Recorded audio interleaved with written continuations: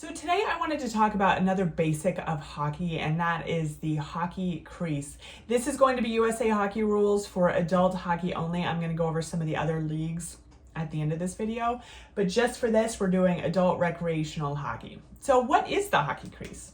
The hockey crease is this area right here. Here's the net. It's this blue area. Usually it has a red line around it.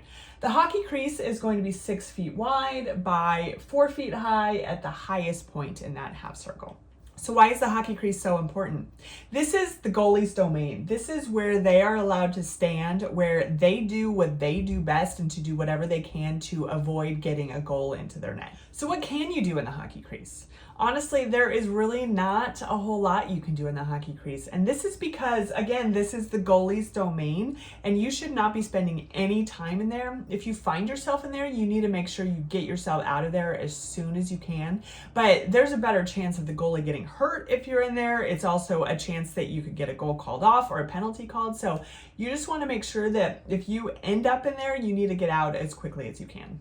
Okay, so when can you stand in the crease? There are two technical times, according to USA Hockey, that you can stand in the crease. Again, these are technical.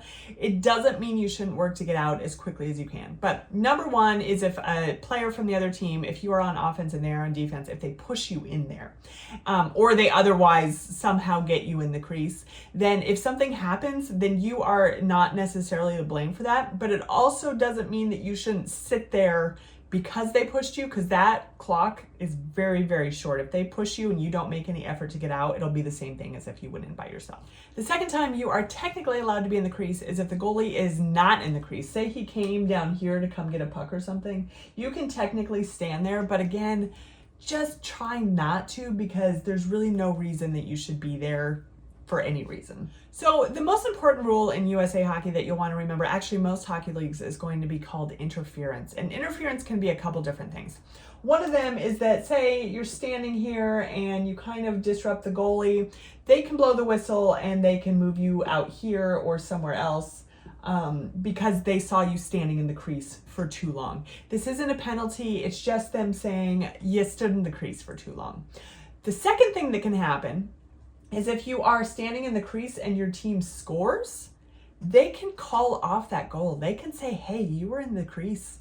That wasn't a goal. And so that is a huge penalty for you. Not an actual penalty, just, a penalty because you didn't get your goal. So if you're standing in there and then your team scores, just know that that can happen, is that goal may get called off. And then the third thing that can happen is if it's a penalty. So a penalty is going to be if you're standing in the crease, but you're really affecting the goaltender from doing their job. And that means you're touching them or you're standing in front of them. You're allowed to screen a goalie all day long, which means you're standing in front of them so they can't see what's happening, as long as you're outside of the crease. But if you're in the crease and you are affecting their ability to do your job, you could get called a 2-minute penalty on that. Now, just remember, these rules are for adult recreational league only. NHL has different rules. There was actually something in a Stanley Cup like 25 years ago where somebody won a Stanley Cup even though they were standing in the crease, and don't ask the other team about that to this day because they're a little unhappy about it still.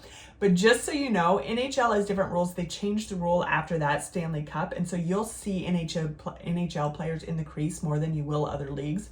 But that doesn't mean that you can stand there, because it really is just, it's not an area you should be standing in. So number one thing you should remember about the crease always is just don't stand there. If you find yourself in there, get out as soon as you can, because this is something where they will call you on it, because it's something that every new player needs to learn.